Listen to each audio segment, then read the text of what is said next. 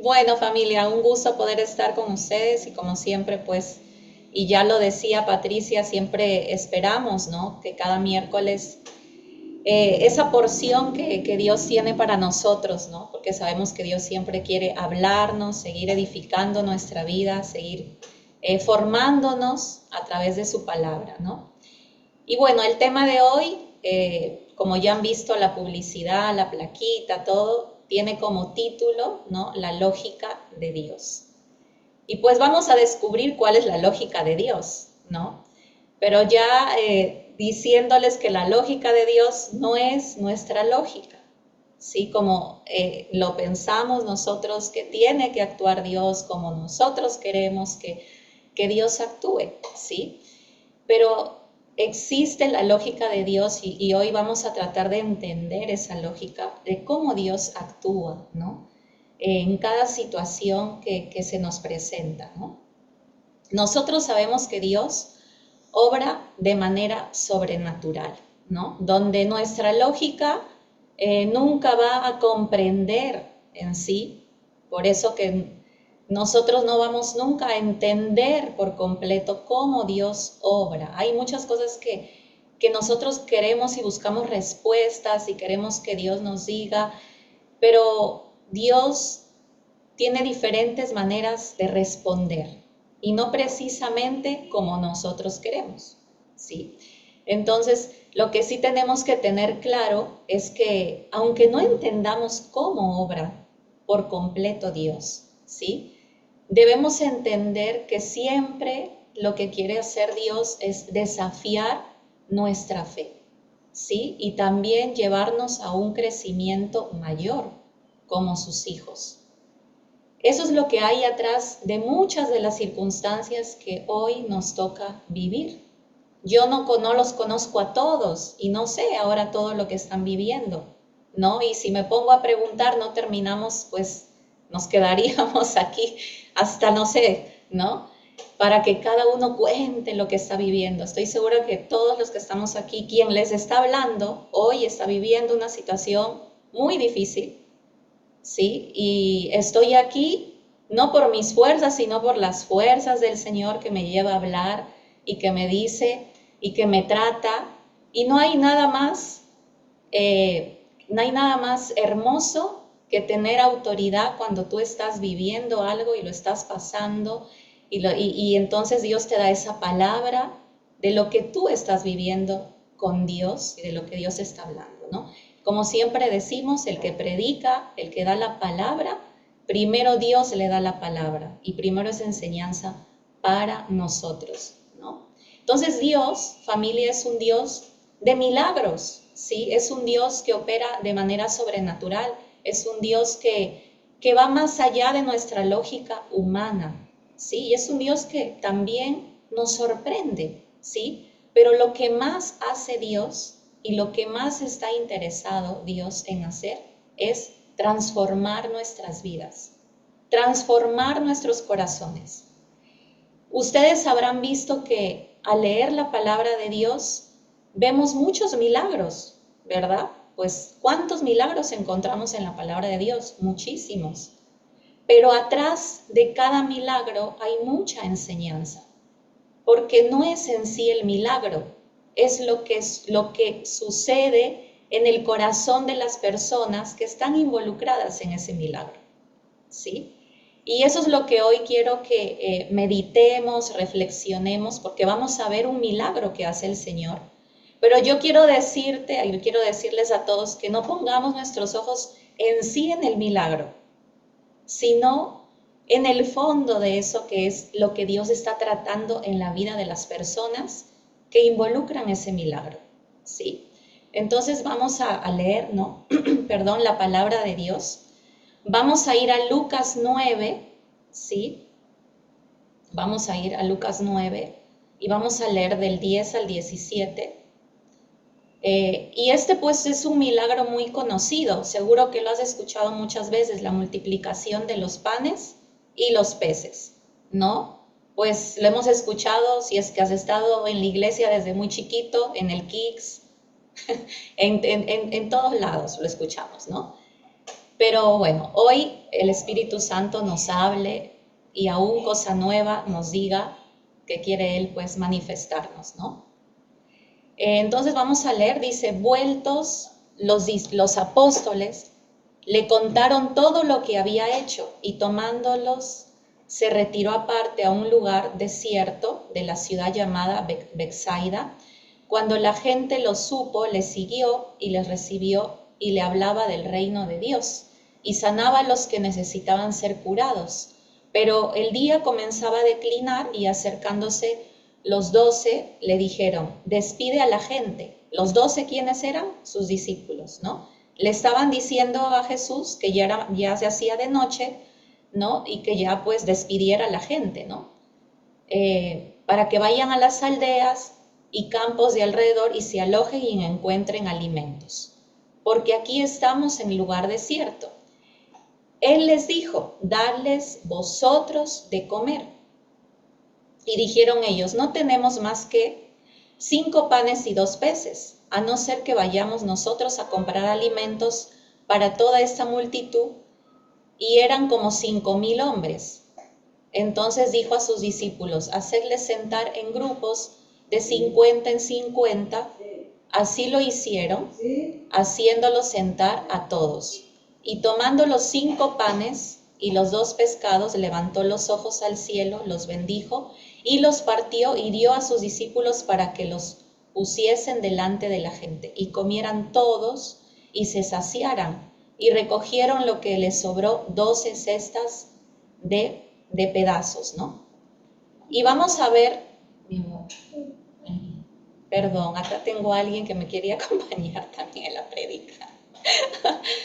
Bueno, vamos a leer, este pasaje también está en Juan, ¿sí? Está en Juan 6, vamos a buscarlo, porque quiero que leamos este mismo pasaje en el Evangelio de San Juan. Miren, en los 4 evangelios, Mateo, Marcos, Lucas, Juan, usted puede encontrar el mismo pasaje, ¿sí? Pero lo maravilloso de ser diferentes, ¿no? Personas diferentes, que cada discípulo contó esta historia según cómo lo vio, lo experimentó y vivió ese milagro, ¿no? Y eso no quiere decir que se contradicen, ¿eh? Eso no quiere decir que hay una contradicción de cómo lo están contando, sino que esto nos pasa a nosotros. Por ejemplo, si nosotros presenciamos un accidente, ¿qué va a pasar? Que yo voy a presenciar algo y quizás le preguntan a otra persona y la otra persona va a dar quizás más detalles que se dio cuenta que yo no me di cuenta. Y así pasa con los discípulos de Jesús. En los 4 evangelios podemos ver este milagro que cada uno de los discípulos lo relata, de la multiplicación de los panes y los peces, pero, por ejemplo, Juan pone más detalles a la situación.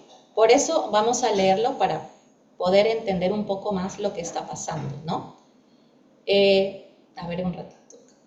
Bien, Juan 6, vamos a leer entonces del 5 en adelante. Cuando alzó Jesús los ojos y vio que había venido a él gran multitud, dijo a Felipe, ¿de dónde compraremos pan para que coman estos?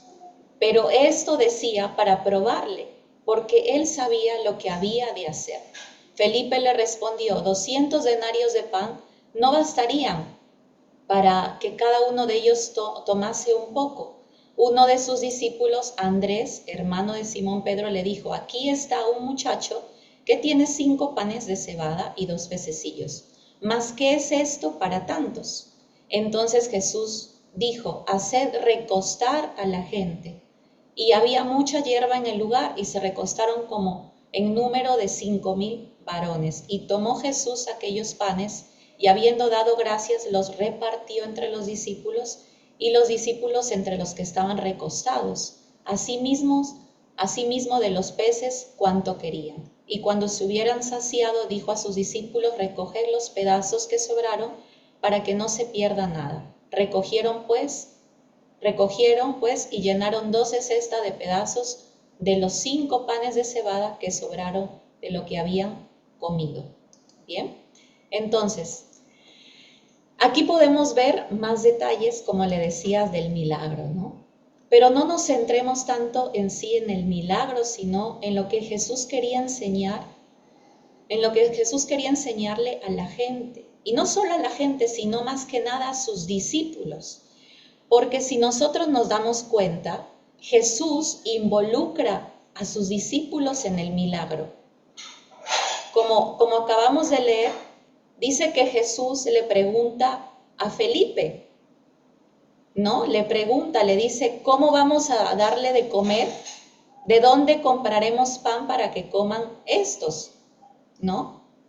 Pero esto dice que lo decía para probarlos, porque él sabía muy bien lo que tenía que hacer. O sea, Jesús sabía que iba a hacer el milagro, ¿sí? Pero ¿por qué le preguntó a Felipe? ¿Para qué? Para ver la respuesta de Felipe. ¿Y qué hizo Felipe? Felipe, por la respuesta que da, podemos ver que era el de los números, ¿no? Empezó a echar números, a decir, pero 200 y son tantos. Empezó como a multiplicar y ver lo que tenía en el bolsillo y dijo, no, pues no nos alcanza, nunca nos alcanzaría eso, ¿no?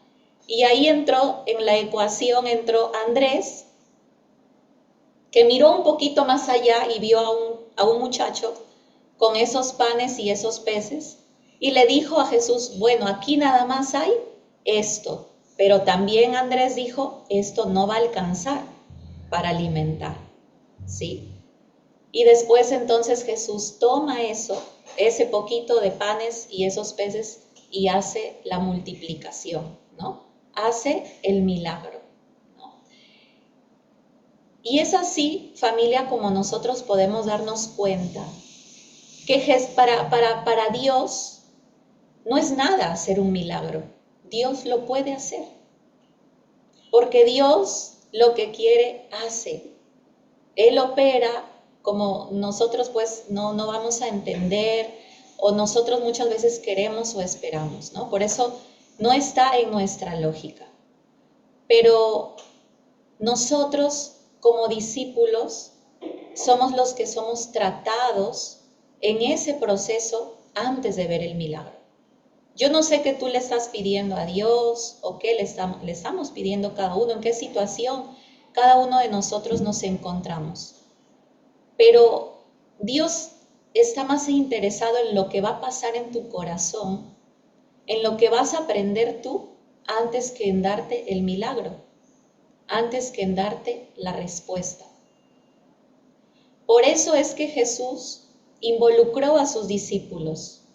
Dice que él ya sabía lo que iba a hacer. O sea, Jesús ya tenía muy claro que Jesús iba a alimentar a esas 5,000 personas. Ya tenía eso claro, ¿sí? Pero ¿por qué preguntó a los discípulos? Porque quería ver lo que había en el corazón de los discípulos, ¿sí? Quería ver cómo respondían ante esa situación que se les estaba preguntando. Querían ver la fe también de los discípulos. Estaban probando la fe, como dice ahí, lo acabamos de leer en el pasaje, estaba probando a los discípulos, ¿no? Y podemos ver acá también la gente.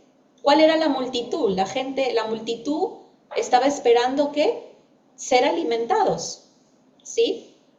Dice que la gente era de los que se fueron a recostar. Jesús dijo, díganles que vayan y se recuesten, ¿no? Y ahí estaba la gente esperando a Jesús, ¿sí? Y muchas veces nosotros somos los de los recostados. Aquí vamos a preguntarnos, ¿quiénes somos nosotros? ¿Los discípulos o somos los de los recostados que se recostaron en el pasto a esperar que Jesús pues les diera algo, ¿no? ¿Sí? Y Jesús ama a los recostados. Jesús nos ama a nosotros. Jesús ama a todos. Pero los recostados son los que siempre están esperando algo. ¿Sí? Los que siempre están esperando el milagro, lo que me va a dar Dios, que me responda, que me dé lo que yo le estoy pidiendo. Esos son los de los recostados, ¿no? Eso no quiere decir que Dios no ame a esas personas, eso no quiere decir que no nos ame a nosotros. Pero, familia, el llamado es a ser discípulos, no solo expectantes, no solo de los que están recostados esperando que suceda el milagro y que el Señor me lo tiene que hacer.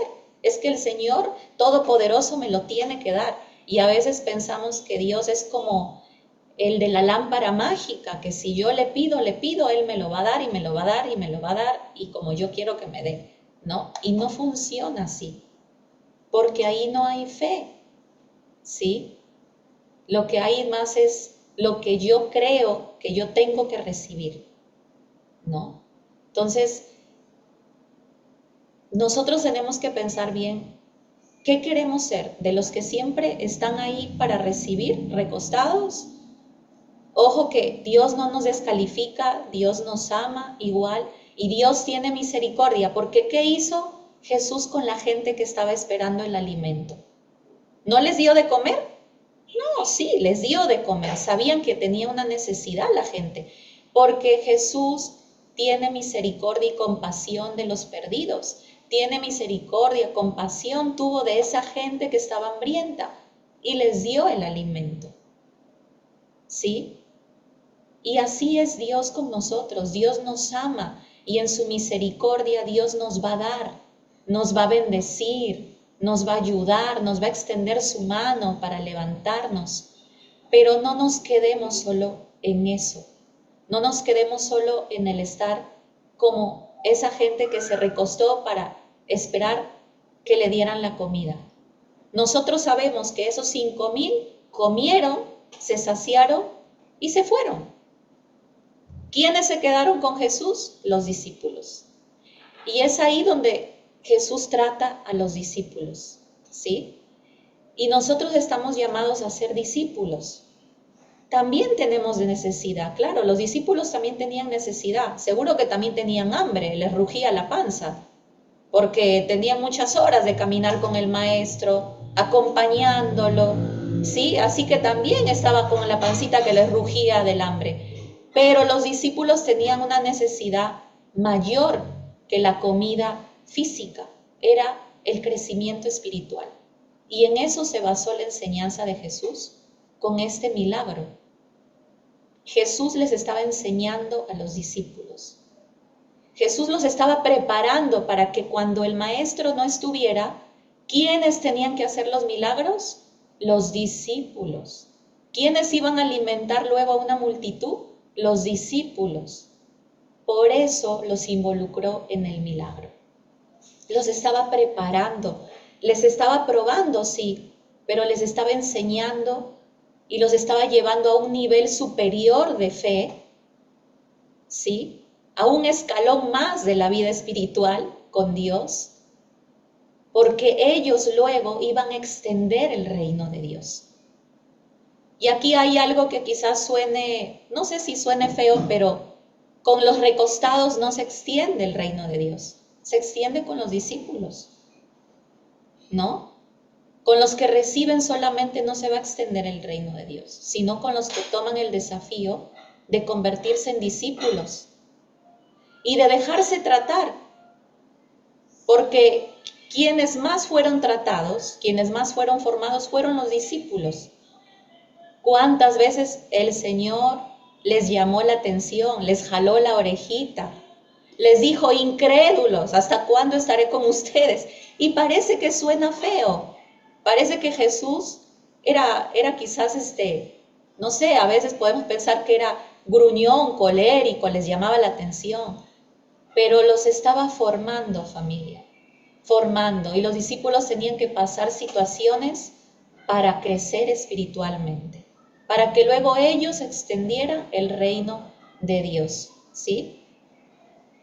Para que entendieran que no se trataba de las cuentas que hicieran los discípulos, no se trataba de sus fuerzas, no se trataba de la lógica, porque ¿qué hizo Felipe y Andrés? ¿Qué hicieron? Razonaron. Felipe empezó a ver lo que había en el bolsillo, a contar las monedas, a multiplicar con toda la gente que había, y llegó al resultado de que era imposible alimentar a esa gente. Andrés miró un poquito más allá, vio los panes y los peces, pero dijo, no, con eso tampoco vamos a alimentar a la gente, ¿sí? Jesús los estaba llevando a ver más allá, no con ojos humanos limitados, no con la lógica humana, sino a mirar con los ojos de Dios. Y esto nos pasa a nosotros como hijos de Dios, ¿sí? Si nosotros nos detenemos a pensar en el tamaño de los problemas que tenemos, en nuestras fuerzas, que a veces no tenemos ya ninguna, porque a veces nos pasa así, en nuestros escasos medios, nunca haríamos nada, porque lógicamente todo parece mucho más grande, todo parece que nos rebasa, que nos supera. Hasta a veces pensamos que esto es más grande que Dios y Dios no va a poder. Pero sin embargo, cuando nosotros vemos a Dios y ponemos nuestra mirada en la soberanía, en el poder de Dios, dejamos de ver el tamaño de la situación, de la circunstancia, del problema, ¿sí? Y es ahí donde vemos la fuente de que sí es el que hace todo posible, el que es el que hace lo imposible posible, el soberano, el poderoso, es Dios. Él multiplica los medios, Él hace fructificar, Él nos lleva a resultados sorprendentes que nosotros ni siquiera entendemos, ¿sí? Porque así es la lógica de Dios. La lógica de Dios se basa en la soberanía de Dios, en la fidelidad de Dios, no en tus fuerzas, no en tu parecer, no en tu razonamiento, no en la circunstancia, en el problema. No se basa en eso la lógica de Dios. Se basa en la soberanía de Dios, el poder que tiene Dios. Se basa en la fidelidad, el amor que tiene Dios, en las promesas eternas que Dios tiene. En eso se basa la lógica de Dios. Y en la fe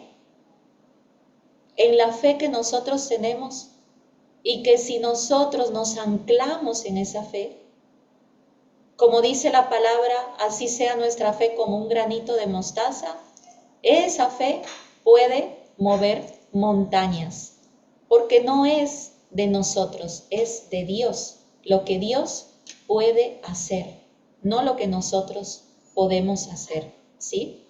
Y en la Biblia podemos ver muchos ejemplos de la lógica de Dios, basada en soberanía, en fe, en promesas, ¿sí?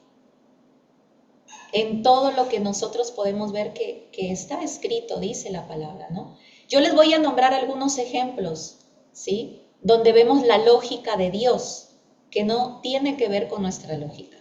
Por ejemplo, un rechazado más una promesa. Un rechazado más una promesa igual al rey David. ¿Es así o no es así? Hasta su padre lo rechazó al rey David, ¿no? Pero Dios le dio la promesa de ser el rey de Israel.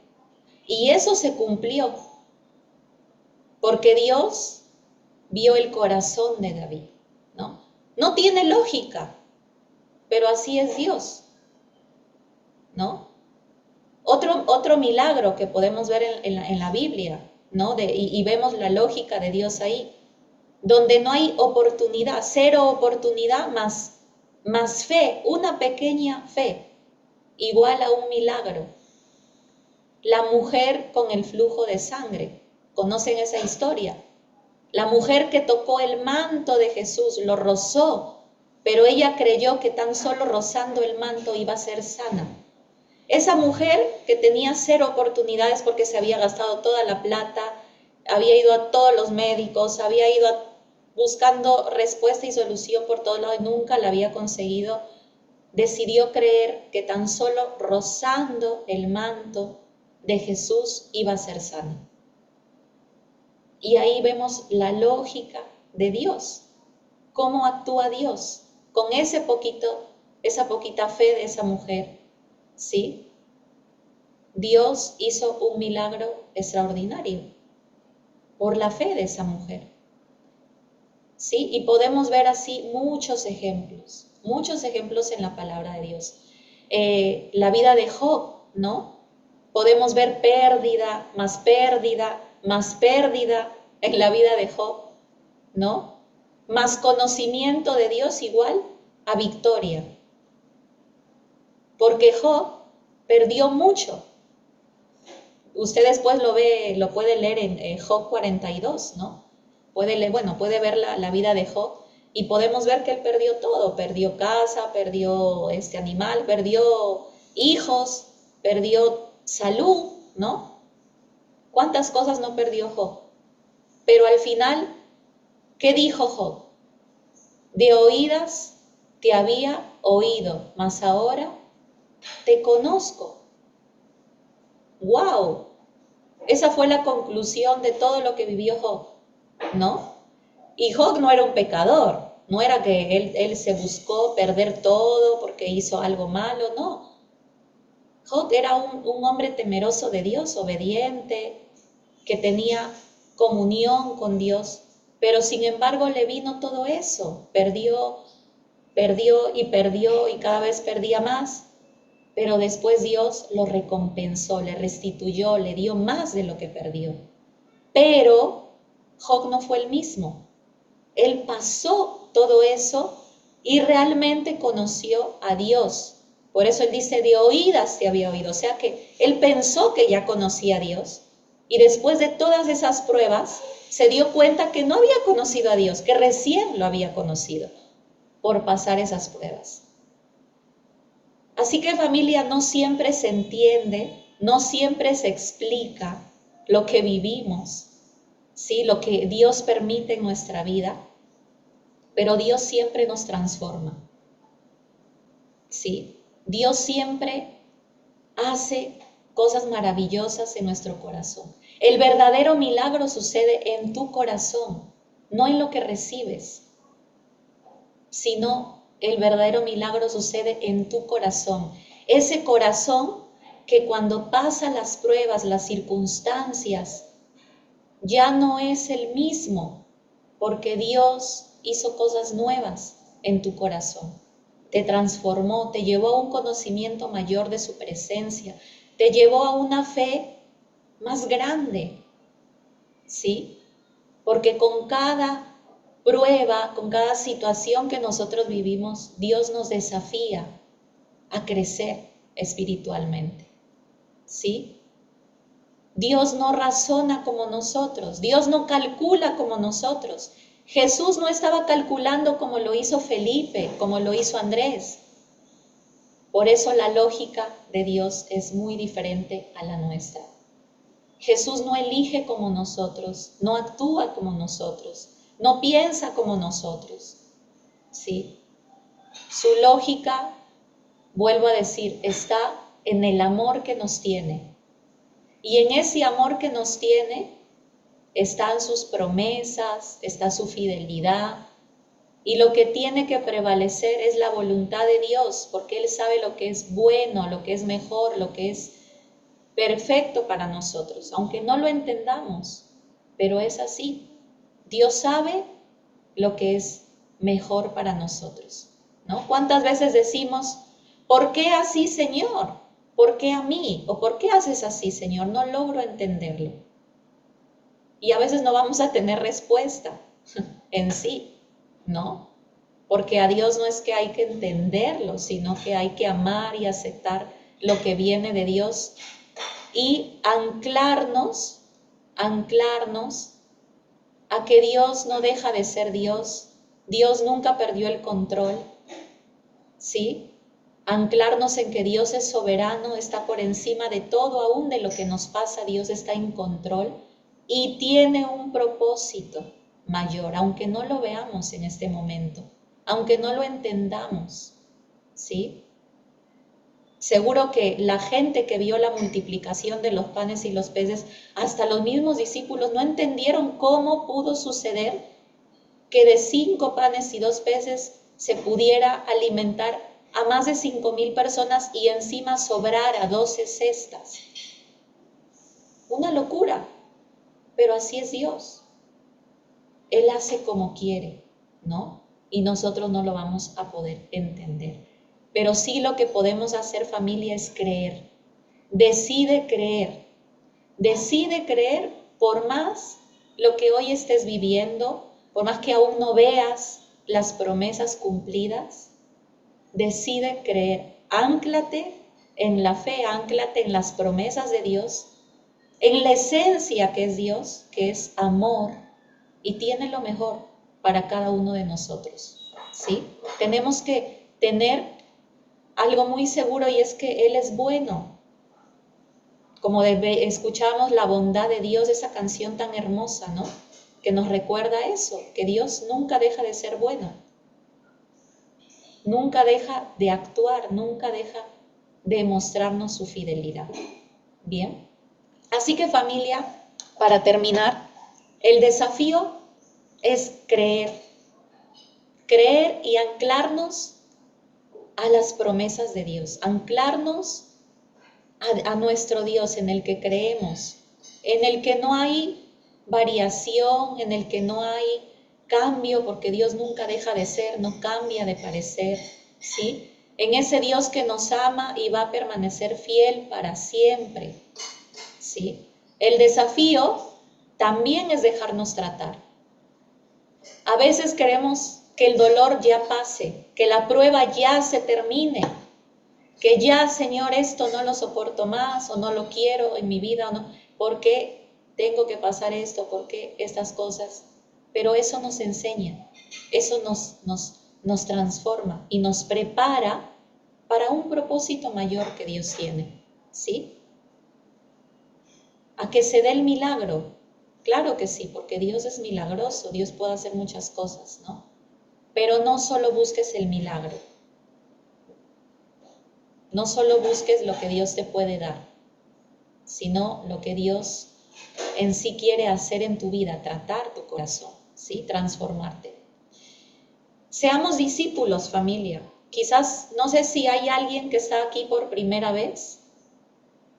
Bienvenidos, como decimos siempre, a esta familia, o que tenga poquito tiempo de vida cristiana, pero no hay nada mejor que ser discípulo de Jesús. No solamente oidores, no solamente estar, sino ser discípulos, porque los discípulos de Jesús, sí, somos los que más tratados, los que más pasamos cosas quizás, más probados, pero también somos los que más crecemos, somos los que más vemos los milagros y la victoria de Dios, la gloria de Dios. Así que no tengas miedo, no tengamos miedo a ser discípulos, a llevar nuestra cruz y seguirlo. Porque a veces yo hablaba muchas veces con personas que decían, es que cuando yo le digo que sí a Dios, y cuando ya digo yo me voy a comprometer, el diablo mete la cola y me hace pasar por cosas y la gente le tiene miedo a eso. Muchas veces tenemos miedo a comprometernos en las cosas de Dios, a decirle, sí, Señor, te quiero seguir, me comprometo, vamos para adelante, quiero crecer, Señor. Familia, cuando nosotros queremos eso, van a venir las pruebas. Porque si tú le estás diciendo al Señor que quieres crecer, que quieres avanzar, que quieres conocerlo, tienes que pasar por momentos de dificultad para que se logre eso, para que lo puedas conocer, para que puedas crecer espiritualmente. Porque si no va a haber crecimiento, no va a haber avance, no va a haber transformación si no pasas por momentos de dificultad. El dolor nos enseña, las situaciones difíciles nos enseñan y nos hacen otras personas, mejores personas, como Dios quiere que seamos, ¿sí? Entonces queremos ver la gloria de Dios, queremos ver los milagros, como vimos la multiplicación de los panes y los peces. Bueno, el Señor lo puede hacer, pero el verdadero milagro se va a dar en tu corazón. Eso es lo más importante. Así que cuando Dios hace las cuentas y cuando Dios es el que obra y actúa, los resultados siempre van a superar la lógica, pero los resultados siempre van a ser los mejores, porque vienen de Dios. Esperemos en el Señor, porque de Él va a venir todo lo que necesitamos, y Él es poderoso para hacer todas las cosas, ¿sí? Bueno, vamos a orar. ¿Qué les parece? Vamos a orar. ¿Bien? Ahí donde estamos, cerremos nuestros ojos. Vamos a orar, a darle gracias a Dios por todo lo que Él nos ha hablado en este tiempo. Bendito Dios, queremos darte las gracias por este tiempo. Gracias por todo lo que tú estás hablando a nuestras vidas. Gracias porque a través de este milagro, Señor, que no es la primera vez que lo escuchamos, que leemos este pasaje, pero tú nos sigues hablando, Señor, al corazón. Tú sigues llevándonos a ese desafío de que nuestra fe pueda crecer, Señor. Y queremos crecer, queremos ser transformados, queremos, Señor, avanzar en esta vida espiritual. Sabemos que no es fácil, Señor, porque muchas situaciones vamos a vivir. Hoy quizás estamos viviendo situaciones difíciles que no comprendemos, que no entendemos, que quizás no encontramos respuestas, Señor. Pero tú siempre tienes respuesta para nuestras vidas. No es lo que nosotros queremos, no es como nosotros pensamos que van a suceder las cosas. No se trata de nuestra lógica, Señor. No se trata de nuestro parecer. No se trata de nuestros esfuerzos, de que nosotros hagamos las cuentas como lo hicieron los discípulos, Señor, sino se trata de ti, Señor. Se trata de tu soberanía, se trata de tu poder, se trata de tu fidelidad, Señor. Se trata de quién eres tú, en el Dios que creemos, en el Dios en el que decidimos poner nuestra confianza y nuestra esperanza. Y sabemos, Señor, que tú nunca fallas, que tú cumples tus promesas, que tus promesas son eternas, Señor, y tú siempre vas a cumplir. Pero hoy queremos decirte, Señor, haz tu voluntad en nuestra vida. Y mientras esperamos quizás que sucedan milagros, que tú nos des respuestas, que las situaciones que estamos viviendo pasen, Señor. En ese proceso, Señor, transforma nuestro corazón. Enséñanos, muéstranos lo que tú quieres hacer en nuestros corazones, en nuestras vidas. Señor, aquí estamos porque necesitamos de ti. Necesitamos cada día más de ti, Señor. Y Padre, más que entenderte, más que comprenderte, más que preguntarte cosas y querer respuestas, que nuestro corazón anhele conocerte más, que nuestro corazón anhele vivir más en obediencia, que nuestro corazón anhele vivir más en fe, no por lo que vemos, Señor, sino por lo que tú eres. Que siempre recordemos todo lo que ya has hecho en nuestras vidas. Aún en tu palabra vemos, Señor, cuántos milagros, cuántas maravillas, cuántas cosas has hecho por tus hijos. Así tú también lo haces en nosotros y lo harás, lo seguirás haciendo, Señor, porque nos amas, porque somos tus hijos y tienes lo mejor para nosotros, Señor. Llévanos a caminar no en nuestra lógica, no en nuestro razonamiento, no en nuestro parecer, sino en tu lógica que está basada en tu poder, en tu soberanía, en tus promesas eternas, en tu fidelidad, en tu amor, Señor. Gracias por este tiempo. Gracias por tu palabra, Señor, que pueda dar fruto en nuestros corazones siempre. Bendice la vida de cada uno de tus hijos, Señor. Gracias por esta iglesia. Gracias por todo lo que tú estás haciendo y seguirás haciendo en cada uno de nosotros, Señor. Te damos muchas gracias y en tu nombre, Cristo Jesús, te hemos orado. Amén. Amén, amén, familia. Gracias por acompañarnos. Esperamos que hayas disfrutado de un encuentro especial con el Señor. Para conocer más nuestra iglesia y estar al tanto de nuestros eventos, puedes visitar nuestra página web argentina.centicity.org. Si deseas un pedido de oración o solicitar una cita personal, escríbenos a nuestro Facebook, Centicity Argentina.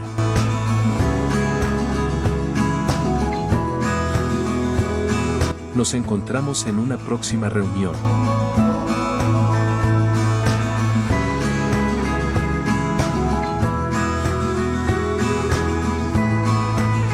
Iglesia Virtual Centicity Argentina. Tu iglesia. Tu familia.